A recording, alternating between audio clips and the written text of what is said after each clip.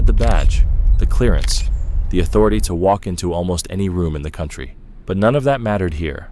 Not today. Because sometimes the way you're seen has nothing to do with who you are, and everything to do with where you're standing.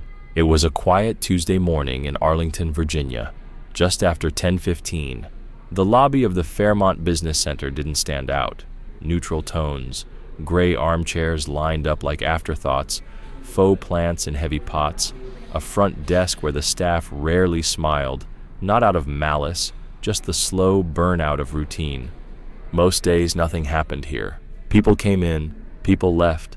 Eye contact was optional, conversation was rare. And that's exactly what made Julian McCall stand out. He walked in like he'd been there before, not loud, not flashy, just focused. Dark jeans, pressed shirt, clean lines, a black laptop bag casually slung over one shoulder. His posture said, "I'm here for a reason." He nodded to the security guard on his way in, a polite, professional gesture. But the guard didn't nod back. He barely looked at him. Julian moved to a spot by the wall, pulled out his phone, checked his calendar. A scheduled meeting, 4th floor, slightly delayed. In his ear, a Bluetooth headset played back quiet audio files. From time to time, he muttered a few words, too soft for anyone nearby to catch. To most people, he looked like a man preparing for a client briefing, but not to Tara Bledsoe. Tara was new at the front desk of Graybridge Analytics, just 3 weeks into the job, and when she saw Julian standing alone, speaking softly into an earpiece, her mind didn't go to consultant or federal agent. It went somewhere else entirely. She leaned toward her coworker and whispered, "You recognize that guy?" The other woman gave a tired shrug. "Nah," probably just waiting for someone. But Tara kept watching. Her eyes narrowed. "He's been pacing, talking to himself.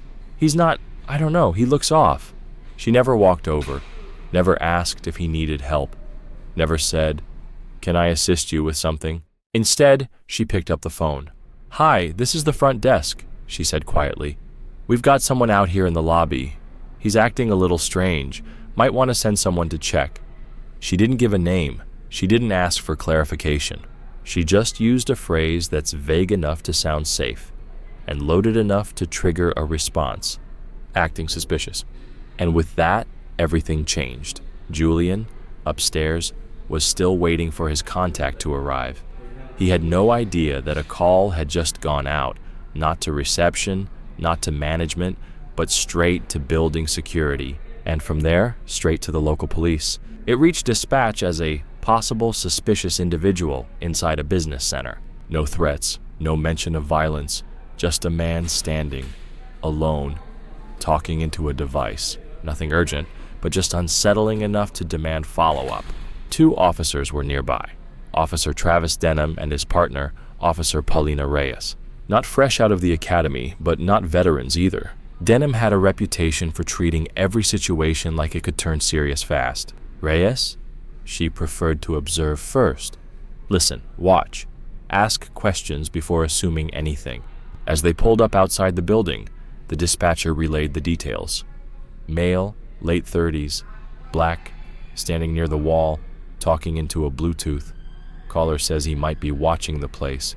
Could be casing. "Could be nothing," Reyes said quietly. "Could be something," Denham replied. Inside, Tara stood at the window with her arms folded, watching the patrol car roll in, like she needed the moment to confirm her gut feeling. Julian was still by the wall, unaware. He had just opened a PDF and was softly speaking into his mic. Subject confirmed, location secured, standing by. He was working, doing exactly what he was sent here to do. And then, behind him, the glass doors opened. "Sir, can we speak with you for a second?" Denham's voice echoed across the lobby floor. Julian turned, eyebrows raised. He wasn't alarmed, just confused. "Sure," he said. "What's this about?" "Would you mind stepping away from the wall, please? Keep your hands visible." There was a pause. Not long, just enough for a shift in the air. Julian blinked. Calm, still grounded. "I'm with the Bureau. I have a meeting scheduled on the 4th floor." "Which bureau?" Denham asked. "Federal," Julian said. "FBI. You got ID on you?" Julian nodded. "Yes, let me grab it from my bag." "Sir, don't reach." He stopped instantly. His hands froze mid-motion. Not because he was afraid, but because in that moment, even authority couldn't protect him from assumption. Mid-motion, the lobby, already too quiet, became still. Julian didn't flinch. "I just said, I'm reaching for my credentials," he replied, calm, but firmer now, the kind of tone that says, "I've done this before, and this isn't how it's supposed to go." Officer Reyes took a subtle step closer, her eyes shifting between her partner and the man on the floor. "Can you set the bag down," she asked, "and open it slowly?"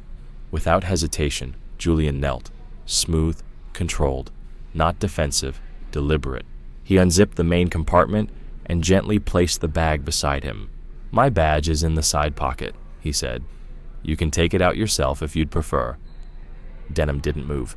His jaw tightened. Something in his eyes flickered. Not aggression, but uncertainty. Julian stayed perfectly still. "I'm here for a scheduled meeting with Graybridge Analytics, surveillance inquiry. If you want to confirm, call Agent Jennifer Rodas at the DC field office." But they didn't call. Not yet. Reyes glanced toward the front desk. Tara stood there like she'd been carved from stone, arms crossed, face pale, lips pressed tight. She didn't say a word, didn't explain why she'd made the call. And now, she couldn't seem to look Julian in the eye. "Sir," Denham said louder now, "we need you to sit on the floor, hands visible." Julian nodded once, still not angry, still not raised voice. He lowered himself slowly to the cold tile floor, palms open, laptop bag to his side, untouched. His breathing stayed measured, but his eyes tracked everything. The shift in Denham's stance, the subtle clench of fingers near a holster, the slight tension in Reyes's shoulders. He wasn't panicked, he was assessing. Across the room, Tara fidgeted again. Whatever scene she thought she was preventing, this wasn't it. Her expression tightened, but she remained silent. "Are you armed, sir?" Denham asked. Julian answered evenly, without pause. "Yes, Bureau-issued Glock 19, concealed, right hip, fully authorized. Credentials are in the side pocket of my bag." Still, Denham didn't move, didn't verify, didn't ask the follow-up, just stared, like he was waiting for something to go wrong. Reyes quietly took a step forward. Julian caught it and said, "Left side zip. Silver badge case with photo ID. Name is Special Agent Julian McCall. Badge number 79261. Reyes crouched, carefully unzipping the bag's pocket. She pulled out the case and flipped it open. Inside, exactly what he said. Photo ID badge. Clear, official, real. She glanced at Julian, then up at Denham. "Looks legit," she said softly. But Denham didn't relax. "Still need to confirm," he muttered. Julian didn't even blink. "You can radio the field office, or call Jennifer Rhodes directly. I promise you she'll pick up." He said it like a man who was tired, not just of this moment, but of all the ones like it that came before. There was a beat of silence. Then the lobby doors opened again. 2 building security guards stepped inside. One older, one new. They didn't say much. They just looked at the scene. A federal agent sitting calmly on the floor, 2 police officers looming above him, and a receptionist shrinking behind her desk. The older guard walked over and quietly whispered something to Reyes. She nodded. Julian shifted just slightly. "Look," he said, "I'm not trying to be difficult. I'm not a threat. I'm doing my job. I'm not going to reach for anything unless you say so." Reyes stood up, badge case still in hand. She looked over at Denham. "We should call it in." But Denham didn't move. He was staring at Julian now, less certain, less tense, but still caught in whatever moment of authority he wasn't ready to release. It had only been 5 minutes, felt like 30. And then, the sound no one expected. A soft ding from the elevator. The doors slid open, and stepped out the one person who didn't need to guess who Julian was. Agent Jennifer Rhodes. Sharp navy pantsuit, red hair tucked neatly behind one ear, a folder in one hand, coffee in the other. No chaos, no alarm, just purpose. Her eyes moved across the lobby, then froze. There was Julian McCall seated on the floor, and 2 officers standing over him like he was a question no one had the answer to. She didn't blink. But everything was about to shift. Julian still sat on the cold tile floor, two officers standing over him like statues, the lobby as tense as a coiled spring. Then everything changed. Jennifer Rhodes stopped in the doorway like she'd hit an invisible wall. Her eyes scanned the scene once, and her voice sliced through the silence like a razor. "What the hell is going on?" Every head turned. Julian didn't move, didn't flinch. "Good morning, Jennifer," he said evenly. She stepped forward, not rushing, not pausing, just moving with absolute control. "Why is my lead investigator on the floor?" Officer Denham hesitated. "Ma'am, we responded to a call. Someone reported suspicious behavior." "This man?" she cut in. "This man?" She pointed without raising her hand. "Special Agent Julian McCall, with full authority, with my direct authorization. You're holding his badge in your hand. So I'll ask again, why? Is he on the floor?" Denham opened his mouth, but Reyes stepped in first. "Ma'am, building security asked us to check out someone behaving strangely. He said he had a weapon, so we followed protocol." Jennifer's voice didn't rise, but now she wasn't asking. She was delivering a lesson. "Did he resist?" "No." "Did he threaten anyone?" "No." Jennifer turned her eyes back to Denham. "So let me be clear. You saw a black man standing alone in a lobby, speaking into an earpiece, and the next logical step was to put him on the floor?" Denham didn't answer. He didn't have to. Julian stood slowly now, brushing off his jeans. 7 minutes, he said quietly. "That's how long I sat here, while they stood over me like I might be planning to level the building." Jennifer's jaw clenched. "You're clear, Agent McCall," she said firmly. "Let's go upstairs." But before she turned, she held out a business card to Reyes. "If you need to verify who he is, my direct line is on that card. But let me save you the trouble. He's been with the Bureau for 12 years. I've worked with him for 6. You'd find more letters of commendation in his file than most agents collect in 2 decades.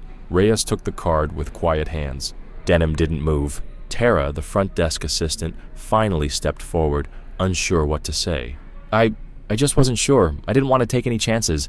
Julian finally looked at her. His voice didn't rise. He wasn't angry. He was just tired. "You know the funny part?" he said. "I was standing next to the building directory. You could have just asked my name." Tara didn't respond. Her lips parted, then closed. And slowly, without a word, she turned and walked back behind the desk. She didn't disappear, but her presence shrank. Jennifer wasn't finished. She stepped a little closer to the officers. Her tone was calm, but there was steel beneath it. "Before I walked into this building," she said, Agent McCall reviewed a personnel file. A police officer had applied for transfer to the Behavioral Analysis Unit. That file crossed his desk this morning. She turned her gaze fully to Denham. "And unless I'm mistaken, that name was Travis Denham." Silence dropped like a hammer. You could have heard a paperclip hit the tile. Denham blinked. "Excuse me," he said, unsure if he'd heard right. Jennifer didn't blink. "You applied. You listed your academy training, your time in the field, even the commendation you received for de-escalating a domestic situation alone. Good file, solid instincts." Julian crossed his arms. "I flagged it for interview," he added. "Thought you might be someone who sees people clearly." Denham's throat moved, but no words came out. Whatever he thought was going to happen that morning, it wasn't this. "You were 10 minutes away," Jennifer continued, "from making your first impression with the Bureau. And now, here we are." Reyes shifted her stance. She looked at her partner, then at the floor, then at Julian. The weight of the moment was sinking in, and it was heavier than anyone expected. Tara remained at the desk, silent. Julian finally spoke again, voice even, measured, but heavy with truth. "This is why we talk about bias, because it doesn't have to look like violence to be dangerous. Sometimes it's just a phone call, a decision not to ask a question, a hand that lingers too long near a holster, or 7 minutes of silence, while someone waits for permission to exist." Denham finally said, "I didn't know." Jennifer didn't soften. "That's the problem, Officer Denham. You didn't want to know. You saw what you expected to see. No yelling, no aggression. Just 2 agents, 2 officers, and a clean, polished lobby floor that now felt like a courtroom." Julian turned to Reyes. "You read my badge. You knew it checked out." Reyes nodded slowly. I did. And she looked down for a second. I should have spoken up. Julian nodded once, not angry, not bitter, just clear. We don't get to choose the moments that test us, he said quietly. Only how we handle them. Behind Jennifer, the elevator dinged again. Another passenger stepped out, a sharply dressed executive from Graybridge, holding a portfolio and checking his watch. He froze as soon as he saw the scene, an agent standing, 2 officers awkwardly quiet, a front desk assistant staring at the floor like she wanted to sink through it. The executive looked at Jennifer. Are we still doing the briefing? Jennifer glanced at Julian. He grabbed his bag, adjusted the strap. Yeah, he said, let's go. But as they turned to leave, Julian paused. He turned back, slowly, and faced Officer Denham. The room seemed to freeze again. One hand resting on the strap of his bag, Julian looked at him, not with judgment, not with fury, but with a precision that pierced deeper than either. I want you to remember something, he said, voice steady. The only difference between you and me in this lobby was that I knew who I was. Denham didn't respond. He couldn't. For the first time that morning, he didn't look like a cop, just a man in a uniform that suddenly felt heavier than he expected. Reyes stood quietly beside him, her face unreadable now, but something in her eyes had shifted. Thoughtfulness, regret, maybe even resolve. She opened her mouth like she wanted to say something, then didn't. Julian didn't wait. He turned and stepped into the elevator beside Jennifer. Tara stood half-hidden behind the front desk, clutching her phone like it might protect her. She didn't speak, she didn't apologize, but her face was a full confession. Jennifer pressed the button for the 5th floor. As the doors slid shut, Julian's voice came again, quiet, almost like an echo. 7 minutes. That's all it took to almost ruin a career, and maybe end a life. The doors closed. Upstairs, the air was different. Julian didn't walk like a man who'd just been humiliated. He walked like someone who had seen it too many times before, and every time, it hurt a little less, not because it didn't sting, but because it had started to feel routine. Jennifer looked sideways at him as they moved toward the conference room. You all right? Julian shrugged. I'm fine, just tired. She didn't press. Inside, the digital screen was already lit. Graybridge's logo, a list of names, the framework for a cybercrime briefing. Julian plugged in his laptop, opened his files, and started the meeting like nothing had happened. Business as usual. But downstairs, nothing was usual anymore. Officer Reyes approached Denham slowly, voice quiet. You okay? He didn't answer right away. Then, after a long breath, I applied to the bureau because I wanted to do more, to make a real difference. Reyes nodded slowly. Maybe today was your first chance to do that. Denham exhaled. His eyes were still fixed on the elevator doors. Didn't feel like it. Reyes looked back at the reception desk. Tara's seat was empty now, her screen still glowing. A faint reminder of the moment that started all this. No, she said. It didn't. But maybe it still can. What Julian didn't know, not yet, was that one of the officers in that lobby wasn't just shaken. They were about to make a choice, a real one. The kind that doesn't fix everything overnight, but shifts the path entirely. An hour later, the meeting ended. Julian closed his laptop, shook hands, gave a brief nod. Professional, composed, but the weight in his shoulders hadn't left. Not yet. As he stepped into the hallway with Jennifer, she handed him her car keys. You want me to walk down with you? Julian shook his head. I got it. Jennifer hesitated, then nodded. I'll call you later. He gave her a small nod and stepped into the elevator alone. No music, no voices, just the soft mechanical hum and the slow blink of descending numbers. When the doors opened onto the lobby, he didn't expect anyone to be waiting, but Reyes was still there, leaning quietly against a marble column. Arms crossed, expression calm. Not defensive, not disengaged, just real. Julian walked past her without stopping, but she stepped forward. Agent McCall. He paused. She took a breath. I stayed because I wanted to say something, not because someone told me to. Julian turned to face her, said nothing. You were right, she said. I read your badge. I saw the credentials. But I still stood there and let it happen. I didn't ask questions. I didn't challenge my partner. I just watched. Julian's voice was quiet, Not sharp, not cold, just clear. And now, Reyes looked him in the eye. Now I learn. And next time, I speak. There was a beat. Then Julian nodded once. Not angry, not bitter, just honest. That's a start. And with that, he walked out. Her voice was low. Why are you telling me this now? Reyes didn't flinch. Because I don't want to be another person who sees the truth too late and just walks away. Julian studied her face. She wasn't trying to save face. She wasn't putting on a show. There was no badge now. No partner to back her. Just a woman standing in front of a moment that demanded honesty. Apologies don't fix much, Julian said. They don't erase fear. They don't undo years of this. I know, Reyes replied. Julian's voice softened but didn't lose its weight. Accountability starts when you hear yourself say it out loud. Most people never get that far. Reyes nodded. I thought I knew what bias looked like. I didn't realize it could wear a uniform like mine. Julian gave a small, tired smile. It wears all kinds of things.